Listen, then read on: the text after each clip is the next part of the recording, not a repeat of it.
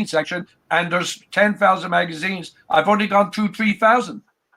Oh my! Well, we're looking forward to hearing more about this. We're live now, Felix. With that tantalizing hint of things to come, to our viewers, new and old, this is the Rare Book Cafe, the only weekly rare book live program on the planet, brought to you by BeLive.tv and the Florida Antiquarian Book Fair. It's 230 days until the next book fair in the fabulous Art Deco Coliseum in St. Petersburg, Florida. We're all delighted to be with you today. Last week, the hand-wringing over Hurricane Dorian was so pervasive that BeLive wouldn't broadcast us. We couldn't get it to work. And so the storm passed us all by without incident, but we were not with you, and we are glad to be back with our guest from last week as well. I'm Lynn Thompson, the show's associate producer and occasional frontman. I'm broadcasting today from Funkin' Wagnall's back porch in Chester, South Carolina, a town so small the president couldn't find it to Sharpie us into the Alabama cone of non-existent uncertainty. Here's some headlines and book news. Smithsonian's September issue has a fascinating article by Joseph Hayes about how the overlap of the Carnegie Library building program across America and an influx of immigrants from Eastern Europe led to a widespread panic that the pages of public library books could conduct diseases.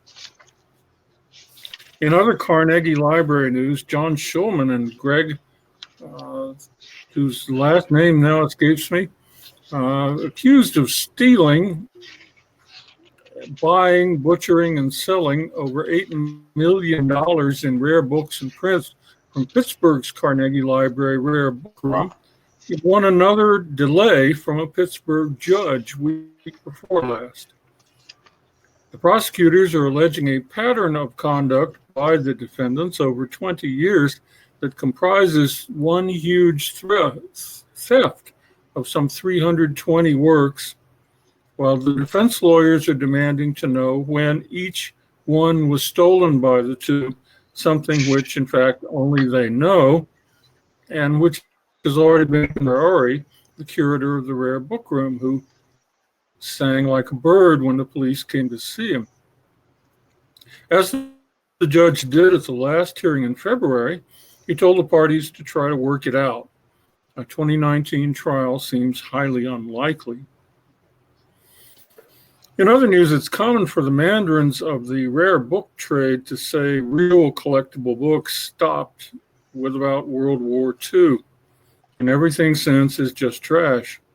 Yet we see among young collectors flooding the field in these days, they make their own rules, as we've celebrated in the Honey and Wax Booksellers Young Women's Collectors Awards the last couple of years.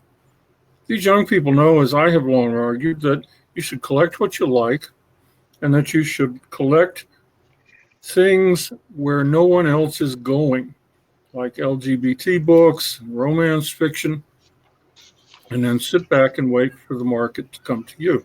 So today, for fun, I looked at the New York Times bestseller fiction list from 50 years ago this week, and was reminded how, as that summer ended, Americans were discovering sex. Number one for the 16th week in a row was Jacqueline Suzanne's The Love Machine. Godfather was number two, and number three was Philip Roth's Portnoy's Complaint, which, if published today, would surely be adopted by America's class of right-wing incels. But what dropped the penny for me was the number six, Penelope Ash's story, Naked Came the Stranger. It was an alleged sex diary of a demure Long Island housewife getting her own back on an adulterous husband. And the book made its second appearance this week on the list. By fall, a Newsday reporter called Mike McGrady revealed that the book was actually the collaborative effort of 25 colleagues of his, all working at the same newspaper, acting on his notion that anyone could write as trashy a bestseller as Jacqueline Suzanne, who was, as I mentioned, #1 on the list this week 50 years ago. So they cranked out one chapter at a time, one author per chapter, a book filled with Hurricane Dorian storm surges of sex and no literary content whatever. McGrady got his sister-in-law rather, to play the libidinous Mrs. Ashe to give interviews in bookstores and on TV. And by October 1969, the book had sold nearly 100,000 copies. The authors came out that fall, and the book just kept selling. So McGrady said what concerned him most was the 20,000 people who bought the book thinking it was serious. The Village Voice said that the book was, quote, of such perfectly realized awfulness that it will suck your soul right out of your brain pan and through your mouth, and you will happily let it go. When the New York Times called it in the category of erotic fantasy, this one rates about a C. The publisher immediately added the quote as a blurb. For his part, McGrady said the idea for the book came to him in bed reading Jacqueline Suzanne's Valley of the Dolls. He said, I couldn't put it down because I was asleep. The best moment of the book was in 1975 when it was turned into a pornographic movie, and all the Newsday reporters who helped write it went down to an X-rated movie theater in Times Square to watch it. After one particularly rambunctious scene, someone in the audience yelled, "Author! Author!" and all 17 of them stood up. McGrady went on to ghost 2 memoirs by Deep Throat star Linda Lovelace and a how-to guide to writing porn, and died in 2012. His sister-in-law, who became the front woman for the project, became a successful novelist under the pen name Penelope Ashe. So that just goes to show you, folks, you never knows what's going to sell.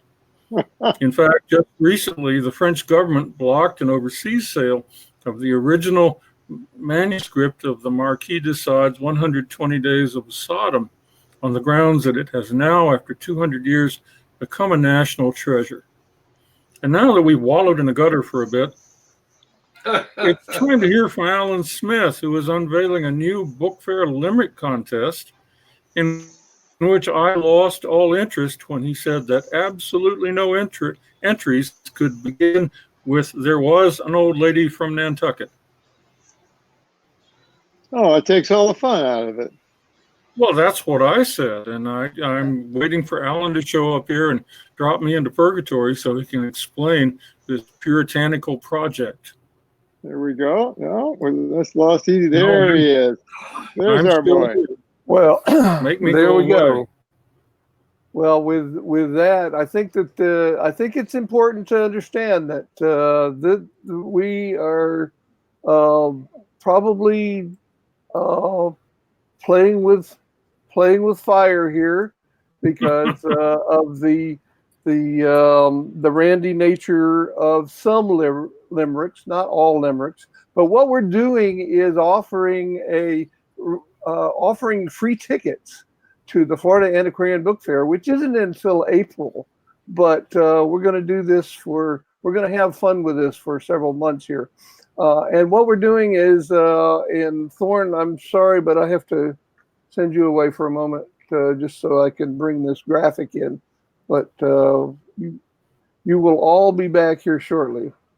Okay, and proving once again that it's impossible for me to chew gum and walk at the same time. But you're seated. I'm playing golf. Well, that may be part of the problem, right? All right, so over here somewhere we have a graphic. There it is right there. Okay, the problem here is that Yes, it's the operator. It's an operator error problem, I think. Okay, so the limerick contest, the limerick contest works this way. You have the opportunity to win tickets to the Florida Antiquarian Book Fair if you write a clever limerick. So all you have to do is just be clever. Now, the rules are simple. You need to write something about the book fair or about books or reading or something related. We want to have something related. So we've given you a head start here with a suggestion, and that is, there once was a lady from Fargo who had a young sister in Largo. They came to the fair, found lots to like there. She's sending her books home as cargo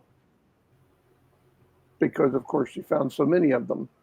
But, you know, I was looking into, I think it's appropriate for us to have this, to kick this off during this program today with Felix, because the limerick, of course, is, at least is rumored, is named for Limerick, Ireland. And there's a whole history there, which I will not go into right now, but I did want to share this one thing. And that is in Limerick, at the Limerick Museum, there is a limerick, or there is a limerick on a plaque there, and it reads, the limerick is, in fact, let me pop this up so that we can, so everybody can see it, and so that I could probably see it enough to read it. The limerick is furtive and mean. You must keep her in close quarantine, or she sneaks up to the slums and promptly becomes disorderly drunk and obscene. So there you have it, the problem that we're dealing with here. But I want to say that it's very easy to enter this. You can enter it in the Florida, on the Florida Antiquarian Book Fair page on Facebook, or you can visit the floridabookfair.blogspot.com, the blog for the Florida Antiquarian Book Fair, and you will find the rules there. The basic rule is be nice, don't be nasty, and remember that the judges are a very smart, sweet young lady, an old editor, and a church deacon. So be advised that you need to mind your manners, but we're looking forward to having people enter this contest and with the opportunity to win some tickets. You know, the Limerick has a rich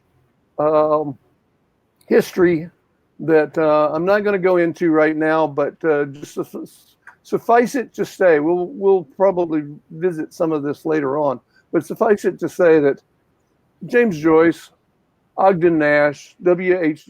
Auden, even Clement Attlee, the Prime Minister of the UK, even tried his hand at it, and of course Lewis Carroll.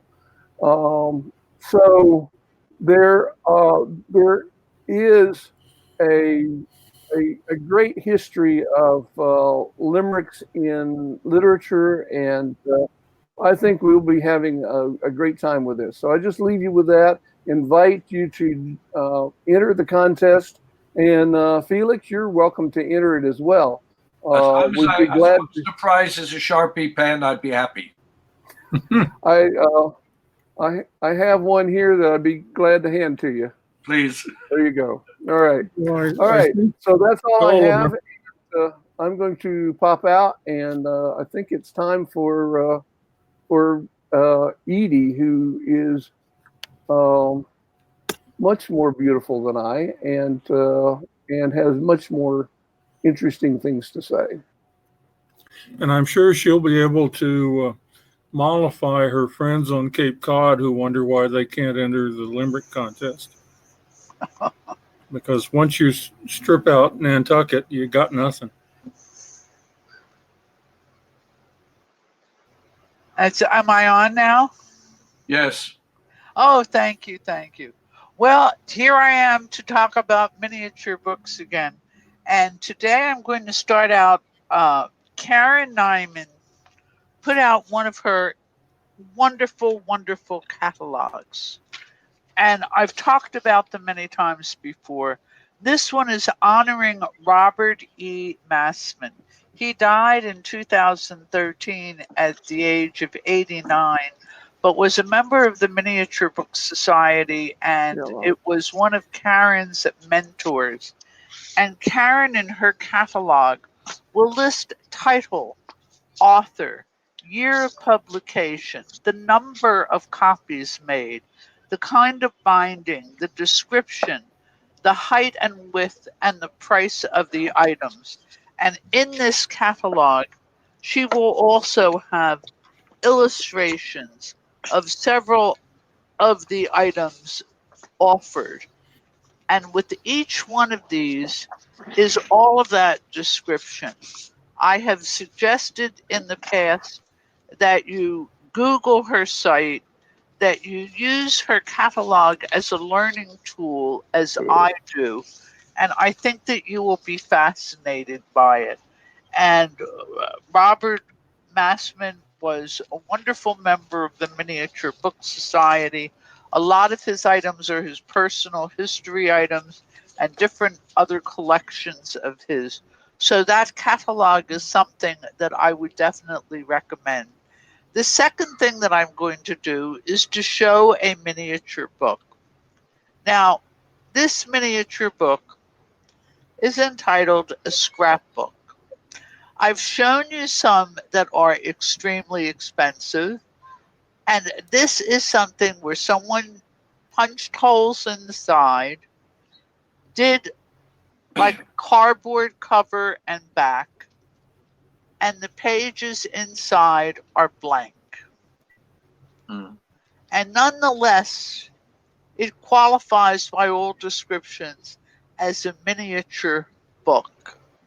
Going from something like that to something that is absolutely unbelievable. And I have written this on a card that if you go to the miniaturebook.society.org, exhibitioncatalog.com, you will see one of the most beautiful things that was put together by Gail Faulkner. And when I wrote to thank her, she wrote with her committee that put it all together, photographing, etc. They had a contest at the conclave this year, and you can look at the winning entries into the miniature book contest at the conclave and other entries. And this site is absolutely unbelievable. From something this simple, my little scrapbook, to a house that is a miniature house, and the roof comes off and it becomes a book, and other parts of the house come apart. And it showed all of the entries to the contest. And on that same thing, you can backtrack to other years and see some of the most beautiful miniature books that I have ever seen.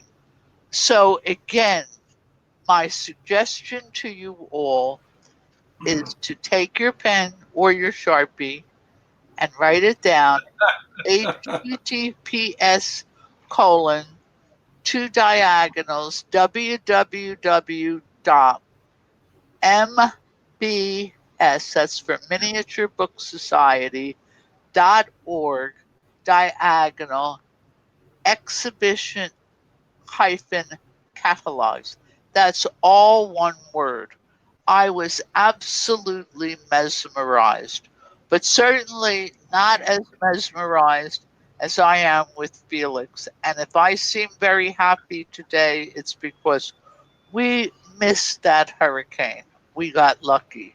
And I certainly hope that Thorne was as lucky, and that you, Lindsay, was as lucky, and the people up north now. I know people in the Carolinas that have gotten hit and underwater and terrible, terrible, terrible. And it's still not done. But I hope that everybody stays safe and nobody has a library underwater.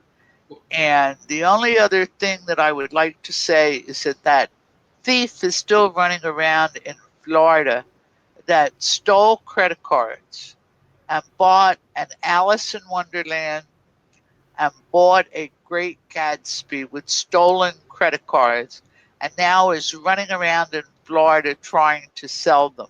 So if anybody in Florida winds up with someone coming in and offering one of those two items at a price that's too good to be true, no, it's not.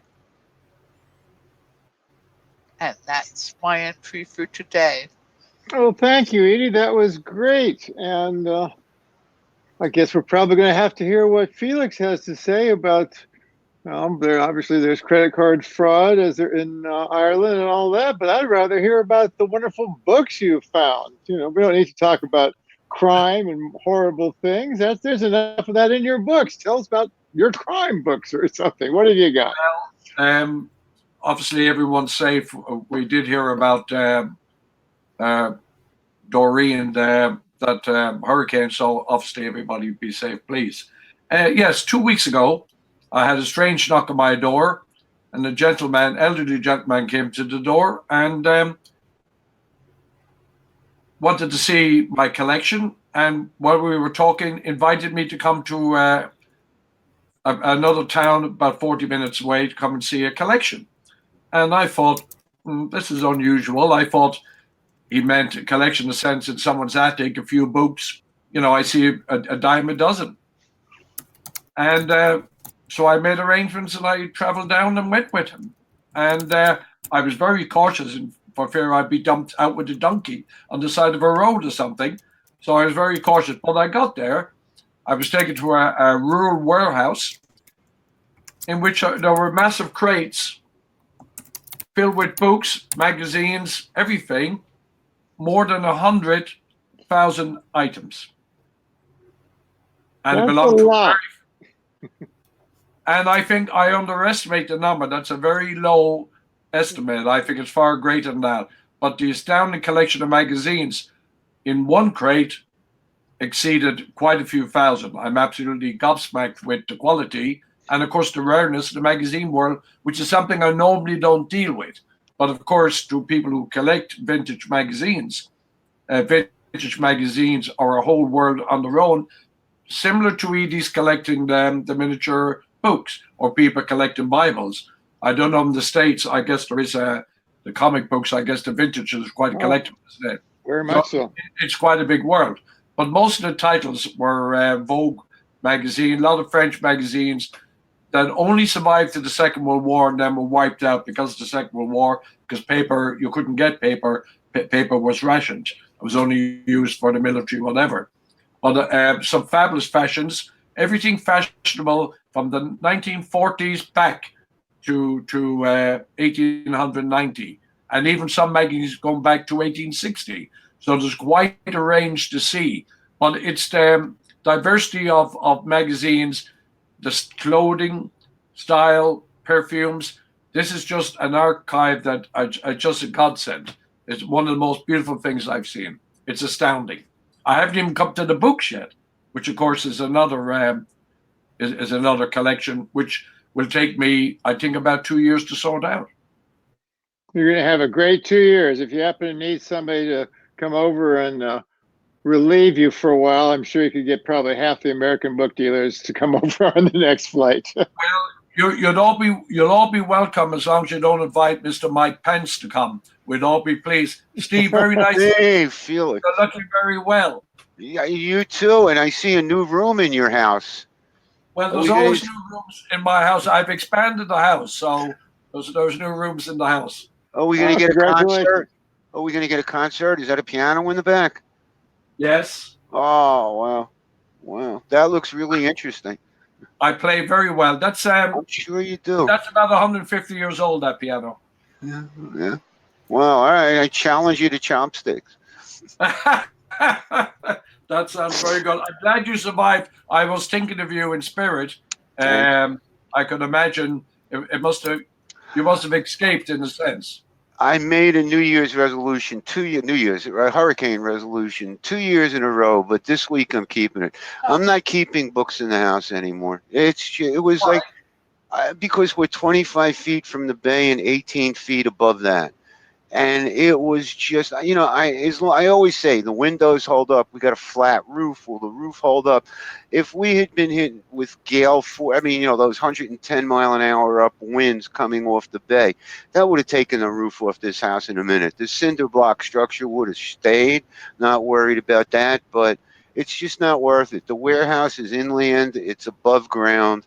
It's air conditioned. And much as like you, I love to, light it up at night with pretty lights, or look on the other side with, books. Why don't you move to Ireland? We've never had a hurricane. I don't know. I'm happy where I am. I'd love to be there for a couple of weeks helping you go through that. That's for sure. I mean, wow. I thought I had fun when I found the hoarder's house a couple of weeks ago, but this is, what you find always amazes me. I've never been amazed by the same person so many times in what you have found, Felix. I knew you before I knew. I'm going to do a live recording next week of what's there, so you get to see the range of the magazines. I was thinking about this earlier today. I knew you before we knew you, per se, because I remember reading about the Jackie Kennedy letters that you found long before I knew of you or anything like that. So your hunting is just legendary. It really is. I am awed and fascinated by it, and I definitely want to get over there one day. I really would. So what else? Most welcome. What have you seen? And I'm sorry to ask you to repeat. I heard some of it earlier, but not all of it. You haven't even seen the books yet? No, the crates are the size of this room, and Wow. I've only got the last 2 weeks. I've opened up, and all I have are thousands of vintage magazines. Now, vintage magazines is not my world, but I have an understanding of them. Mm-hmm. But when I saw the magazines, and I took each one out, put them into a plastic folder, there are thousands of Vogue going back to 1892 when Vogue first started. But the astounding stuff there is the condition they're in. And of course, they're collectible. They're vintage magazines. Vogue is usually collectible. So when I started looking at stuff, and I looked at prices, say, on eBay, I thought, my God, this is fantastic. Each individually. When were they created, Felix? Any idea? Any wrapping? I have the whole story. The family's connected to the Astor family, the famous Astor's Waldorf Astoria. These are the wealthiest Irish families here in Ireland. They're an Anglo-American family. They got a massive estate at Castle near here. And so their man who is a great friend of theirs, a professor, is called Sir Bernard Neville. You Google him, you get everything about him. It's his collection, but he was the most famous textile designer. He was a professor at the most prestige art college in London, St. Martin's Art Academy. This man is connected to every royal household within the United Kingdom as a designer. When you said you created them, like when you uncrated Rusty Nails, any idea from when they were boxed specifically? Time period, 1940, 1970? No. He died a few years ago, but the stuff he sold his house in London a number of years ago, but he boxed everything. But the wonderful thing when I opened the crate, all the boxes have, for example, the boiler room, the wine cellar. I mean, some of the great stuff I found in the wine cellar, in the boiler room. I was like, what? I'd feel a copy of Mrs. Beaton's household manual. It's coming. Yes,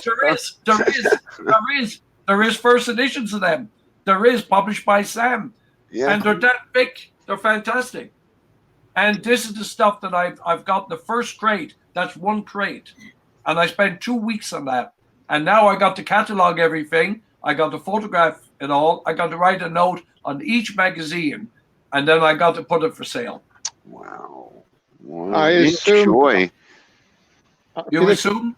I assume that the actual owner, the previous owner, the deceased gentleman, and none of his estate actually cataloged these. These were just removed from his house, placed in storage boxes, and now it's, hate to be rude, your problem, so to speak. So you have really several years of work. This is an archive of a very important man. Yeah. Every single book, piece of paper, drawing this man did is being collected. His whole estate and shipped to Ireland to the Astor family. It's just extraordinary. Wow. It's the most extraordinary find. I thought the Kennedy letters was fantastic. This, for me, is in another level. Yeah, and you have no idea what you're going to see in bindings or, I mean, any of their, you no idea yet. How many crates altogether? 6, the size of this room. Wow. Wow. But I'll do a live video. I'll do a live show of the crates, the opening of the crates and what's in them. Wow. I shall record it all. But it's fun. I mean, the vintage magazines I'm blown away with, because now I've learned, I know lots about them, but it wasn't really my speciality. Well, weren't they into fur trapping and all that in their Astor in the early history? Weren't they? Well, they were similar to the Carnegie. What's the library? The Carnegies? What do you call them? The railway people that built the libraries in which the books were stolen from. You were talking earlier on. Carnegie. Yeah, they're the same type of family. Yeah, Carnegie Astor. Yeah. As a matter of fact, I think there's a house on Pine Tree Drive, if my history remembers it correctly. There is an Astor dwelling on Pine Tree Drive. As a matter of fact, it might have even been where Sinatra, it was where the Astor Estate. That was where Sinatra did the Tony Rome movies. That's why I know it stands out. Interesting. Huh. Yeah, wow, and I'm fascinated. The Astor family married because they had the money. They married into the English wealthy who had no money. So the aristocrats of England, they married into them. But their main estate is actually in Ireland, because a lot of the Anglo families have estates within Ireland. As they were coming out of the crate, were they in order by volume and volume number and all that, or they were random? No, there was no catalogue. Even the people who had it had no idea what's in here, and they know nothing about books. They know nothing about magazines. They know nothing. But they weren't. I mean, I'm trying to bring it like when you took some of whatever title of the magazine it was everything like, was it all one title in a pile and chronological, or it was haphazard? I laid out. I'll send you a photograph in a second. I laid out all the boxes, and the crate is still full. 200 boxes, and I still had another 200 boxes and another 200 boxes. It was endless. I'll send you a photograph in a second. I'd love to see. And you'll get an idea of the stuff. It's blown me away in the sense of what's there. Well, for you to say that, it must really be something, Chris. Oh, you really see stuff, yeah. Yeah, it's just the crates are strictly paper. You think you might find a good antique in there or something? You don't know. He had also a famous art collection, but he was the professor to the likes of Dave Hockney, Francis Bacon, all the great artists of the 60s, all the wonderful stuff, the early Beatles. He was like the artist to all these people. He was the professor to all the great talent. Wow. And this is how you just Google the man's name, Sir Bernard Neville, Nevill, and you'll get an idea who he is. Luck of the Irish. I've sent you that image now, so you should have it. Let's see what we got here. The miracle. And that's the warehouse. The only place to stock, but it's a great find. I'm looking forward to watch the boxes because nobody knows. I don't know what's in the crates, but there's something there. My vibes are all over the place, and you and I seem to connect. Maybe that Autobahns is there. Who knows? Oh yeah, well, thank you, Steve. Yes, very much so. Who knows? Well, you are going to have quite fun, obviously, selling them, cataloging them. And I imagine, just from what you've been describing, you have a rare chance of I'm not much into design and fashion, but I suspect from what you were describing, you have an archive of the history of primarily British fashion, I assume, but that Yes. is the center of that world in the 60s and probably 70s and even to the 80s. That I'm sure you'll also have some museums just pounding down your door for the possibility museums, universities, just to do the research on that part of fashion. I mean, I remember his name, and I believe he was a core center of the fashion industry when America, we call it the British invasion, when the Beatles came and all of that. But there was a while there when London was rivaling Paris as a fashion center. Right. And I think, was at the center of that whole thing. So my God, if you have manuscripts in his notes or diaries or anything along that, which I assume are probably in there, or something, or even just his, you can learn something about a man, as we all know, from looking what he bought, what he saved, what he collected, or what his influences on his work. I tell you something better. He also designed a lot of great productions that are very famous productions, both in London productions of famous musicals. He also done movies. He designed the sets, the costumes for some famous movies. I got the actual scripts of these famous movies in which he worked on. He was the set. He designed the clothing, designed the scenery, the robes, everything. Astounding. Those will be amazing. If you do you have those, or you think they'll be there? No, they're there. I found some already. Wow. I invite you to Google a person later on. You'll see exactly how important he is. This is the man for textile. You're quite right on. This is the man, the center of British fashion. He was the man that set the tempo, the pace. He brought it out of the 60s, gave it a world stage. This is a man, really the god of that type of design.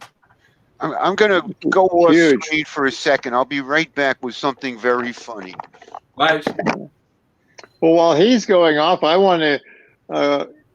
I'm just kind of curious. You said it'll be 2 years. So, are you going to do box by box and then put that catalog to bed, or are you going to be like, I'd be frustrated. I would have every one of those boxes open by this weekend. I'd be running around.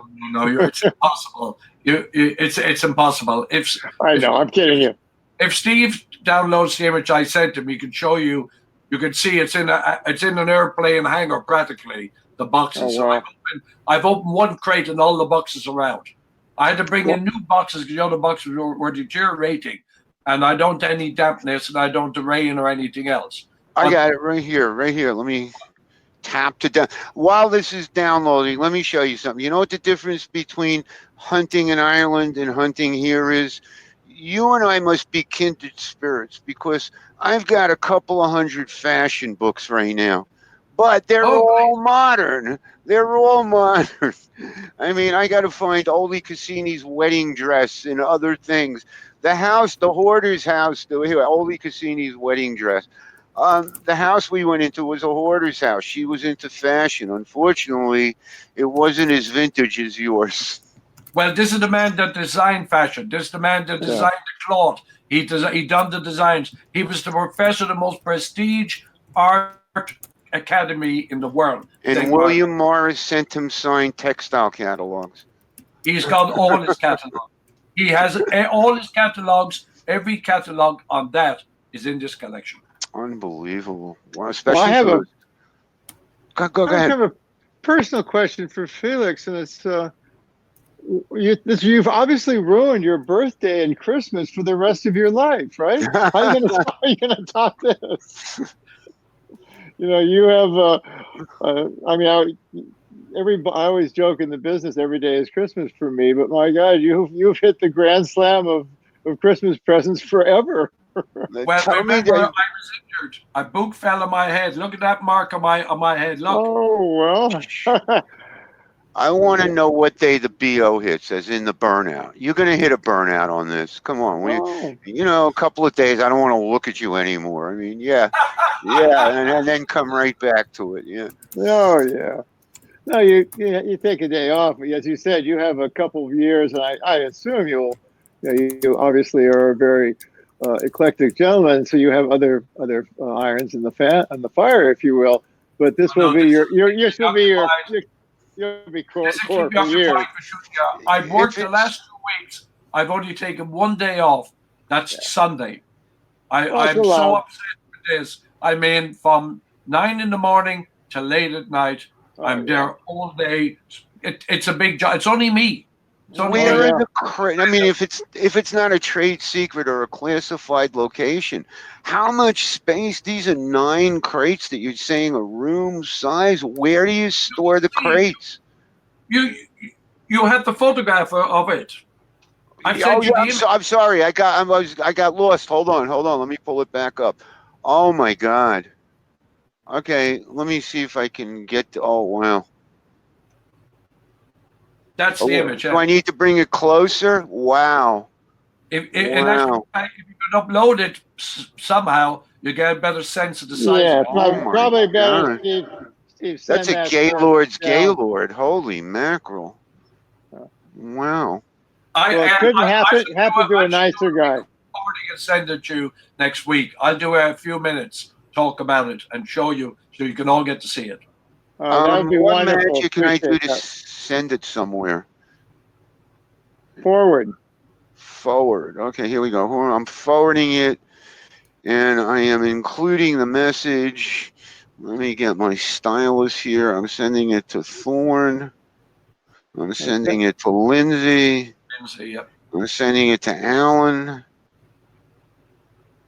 And we all thank you, Felix. And yeah, well, medium. It's on its way, guys.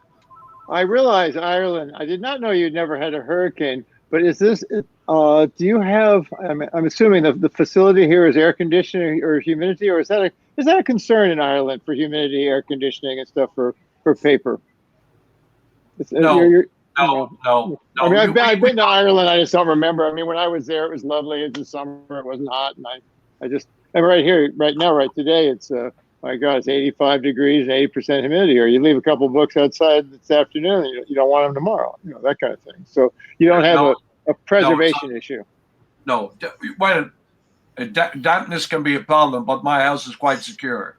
But dampness can be a problem, but not for this. I'm more concerned. I'll have to move the collection from that open place where those books are. I'll have to find a secure location because it can't function in that big shed. As soon as you get the photograph, you can see why. But come October, I'll have to move most of that to somewhere else. You may regret opening the door that day. No, I'm kidding. You've got a lot of work cut out for you. This is your magnum opus, I believe. This is for me pleasurable every second to find an undiscovered whatever it is. It's the hunt. And every day I open a box, it's something new. And every box I found something exciting. How do we? I have a firm belief in this that around all of us, I don't care where you are in the country, where you are in the world, chances are within a couple of 100-mile radius of you is another collection, maybe not 100,000 books, but how do we as dealers get those collections other than random or I mean, I have these postcards I keep in the car from time to time. If I see a house that looks like I want to go buy books in it, I'll mail them a card. I'll take the address and, mail it. But that's the secret. I mean, if anybody out there is wondering how you make your first break or how you keep getting breaks in this book business, it is finding sources or exposing yourself to sources and people and things that can get that like they did in Felix's lap. May I interrupt and tell Felix how jealous of him I am? I will tell you how I answered that question, Steve. I want Felix and Lindsay, everybody's opinion. Yesterday, I was cooking dinner, and I have on my websites all of them by appointment only. In English. I perhaps should have it in other languages. And I had a gentleman pounding on the door who wanted to sell me a 3-volume set of Walt Whitman's nephew. I believe his name was Pierre, who wrote a 3-volume set, and they were horrible condition. The case was coming off the back, and he kept babbling about it was signed, and he wanted $40 for it. And he immediately went to $30. And basically, I'm dealing with a junkie who just stole it. but I could not resist, taking a look at the signature of Walt Whitman, and the letter was to my favorite nephew, Walt Whitman. And but for a second there, I thought I had the second coming of Christ, because the book was written or published, I'm sorry, in 1862, and Mr. Whitman passed away in 1859, which the gentleman neglected who was attempting to forge his signature. But for 3 years, I could have. It would have been a marvelous thing. But anyway, that was my luck. So if you think I'm a little jealous of you, that was how my day went yesterday. The guy couldn't even count. But at any rate, so I hope. I suspect yours are all genuine. I'm amazed by it. I mean, what you're gonna find and the thought of it. It's just amazing. There we go. Oh yeah, there's a good picture. Yeah.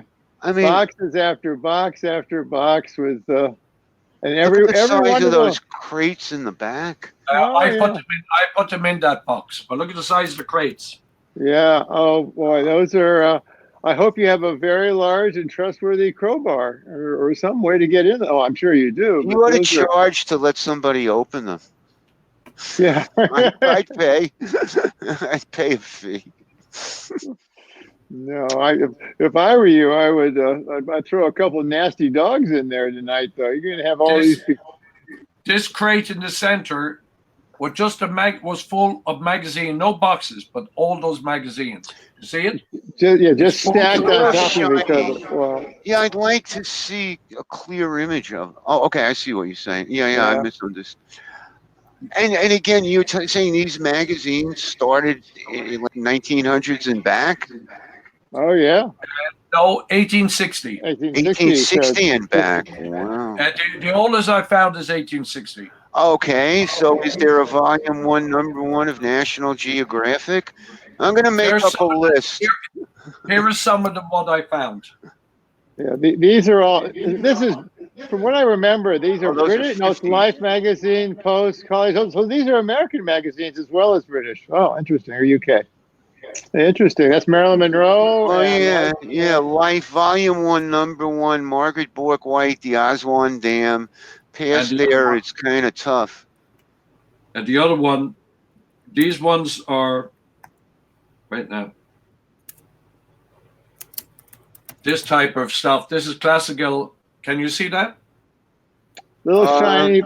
Little shiny, yeah.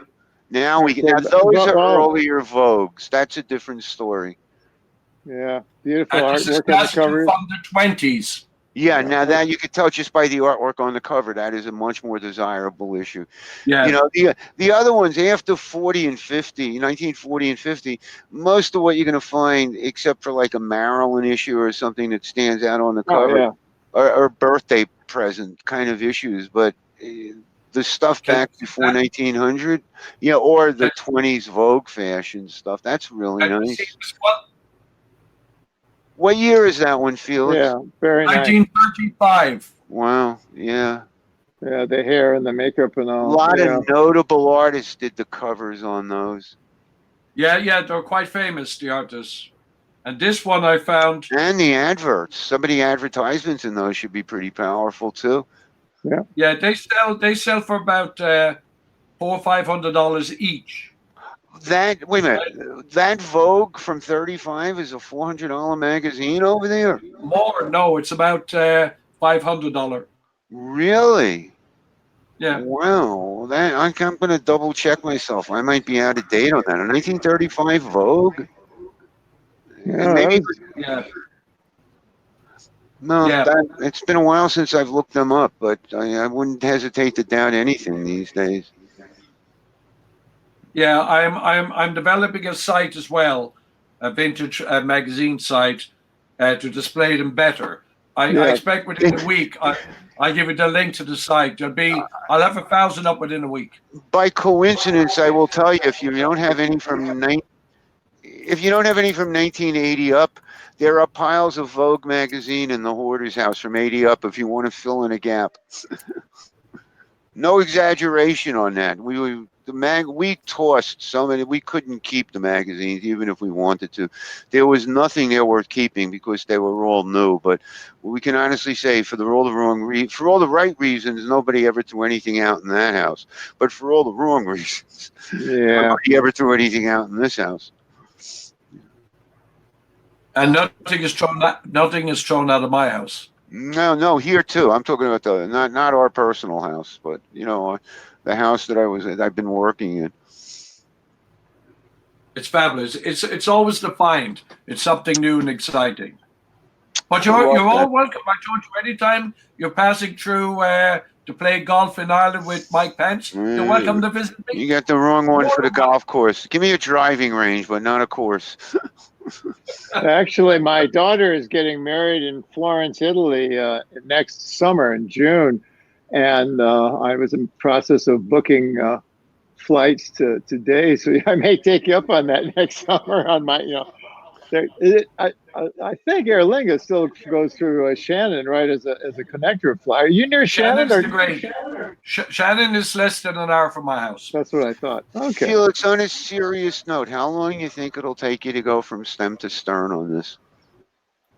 3 years, 3 years, 3 years probably realistically.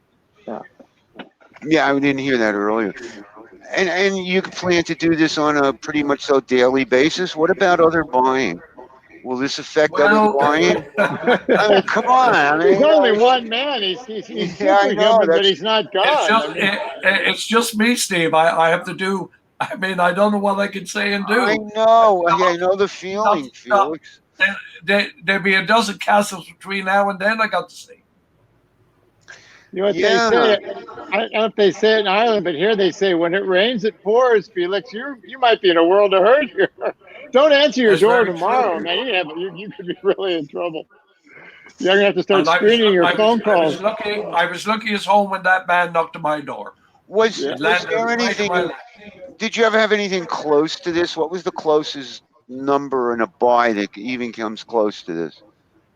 The Jackie Kennedy stuff, because that also was a huge archive library, belonged to a priest, and that was an enormous thing. And I had to sort out, I think, maybe about 800 boxes of books. Oh wow! And art. There was a lot of art as well, and that took some time. But it was great fun. But it's when I learned that the letters had gone missing, is when I used my expertise to great effect and then located them. The Irish police, they couldn't find them. For a year, they couldn't find nothing. And then once they told me about it, I found it in 24 hours. So what was the end result? Currently, what's the last story that's been, I'm out of touch with it. What's the last story that was written about those letters? Where did they wind up? That seemed to be a mystery. No, the Kennedys strong-armed the government to give the letters to the Kennedy Library in Massachusetts, which the Irish government should not have done that. The Irish government handed the letters over to the Kennedys under threat of blackmail. Huh. Wow. Yeah, I never really remembered what the end of that was. I always knew it was probably some kind of, as we would say in Miami, bajo de mesa, which is somewhat like strong arm under the table. Something happened. That's what it was. Because then all of a sudden they were just vanished, Yes. Yeah. They're in Massachusetts now in the Kennedy Library. Huh. If I as somebody I hate to use the word scholar, but let's say I had a press badge or some kind of, institutional research, would I be allowed to go in and read those No. particular? What would it take? An act of God or a letter from a Kennedy to read them? No, if you want to read them, I'll tell you everything about them. I've read every one of them. No, I understand that. But if I wanted to read them, would somebody be allowed to, or those are locked tight and in a chastity belt? Yeah. Yes. Huh. They're very controversial. I would imagine they are. Yeah. Astounding.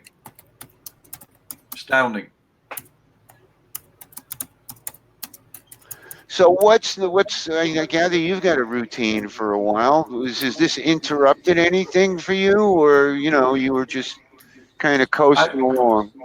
No, I'm doing building here in the house, so it interrupted all that. I was trying to get away to England on book business. I had to cancel that. Meeting up with old friends in London, I had to cancel that. I did get to London actually before this event, but I was due to drive to England to meet my bakers to buy more books, so I had to cancel that. Wow. Well, decisions and choices. I mean, this is a golden opportunity that I could not walk by. Oh, I just totally couldn't. understood there. Totally. Lauren? I just say London will be there tomorrow, and this is a once in a lifetime. So you're This is, yes, without doubt. This is the best I have seen, the best I've in my career of this.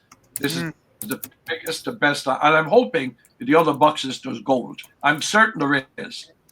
Yeah, my vibes are all over the place on it, but none of them are bad. None of them, Yeah. are, you know, love to keep I up find with you on it. what I find interesting is obviously we know who he was and how important he was, but so many people in his position wouldn't be that strong. But he has collected 100,000 pieces, you estimate. So that means the man had an eye for it. He knew the importance of this stuff. Maybe he didn't catalog it well, and that's your problem, or some, future scholar.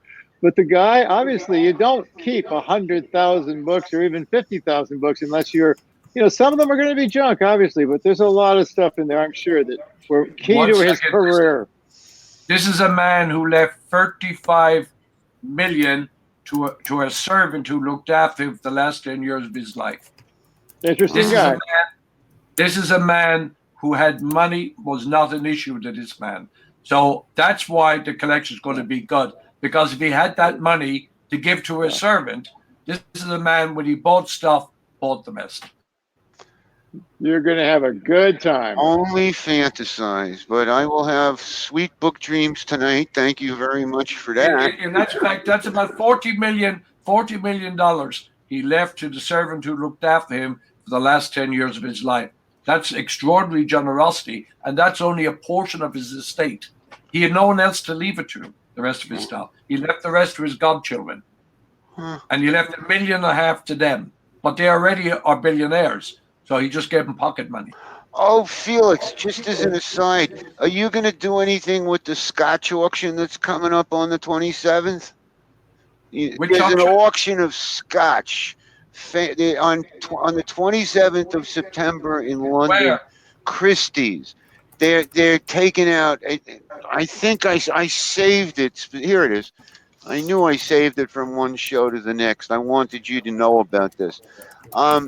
London, collectors thirst for the finest and rarest examples of Scotch whiskey, increasingly reaching new heights. This autumn, Sotheby's will present the ultimate whiskey collection, the most valuable collection of whiskey ever to be sold at auction, and the company's first single-owner offering of spirits, showcasing the most comprehensive range of desirable Scotch whiskey to come to the market from a private CELLAR. The collection is estimated to bring up to $4.8 million. What's the oldest whiskey, Steve? The ultimate, let's see, let me see if I can grab some highlights out of there. I'm speed reading.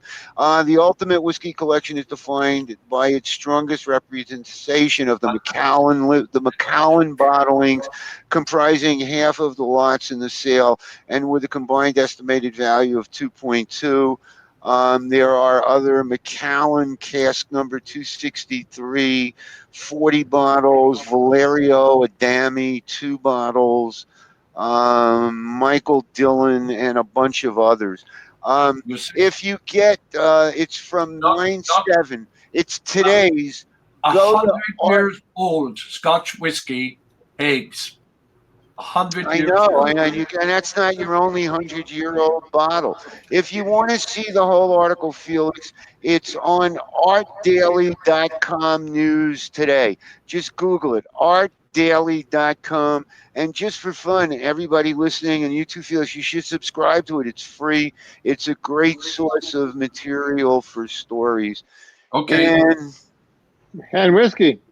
And whiskey. I just want to say thanks for being with us today, Felix. Thank you for having me. A pleasure. Edie says she loves you, and Lindsay, hi.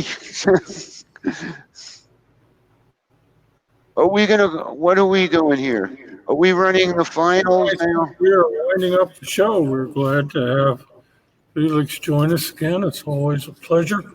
We always end up running into so many different bypasses and byways. We're grateful to all of our guests and viewers. You will be able to see the show pretty much in perpetuity on the Facebook page after we finish up the day. We'll be back again next week with another interesting guest and more interesting questions to ask them about things that run the gamut. That's the great thing about this program is there is no limit to the curiosity that we all indulge and the variety of experiences we all have in the book trade. That's what makes it fun, is to learn from each other every week. And so with that, I think at some point in a moment or two, Alan will pull the plug and we will all go boom.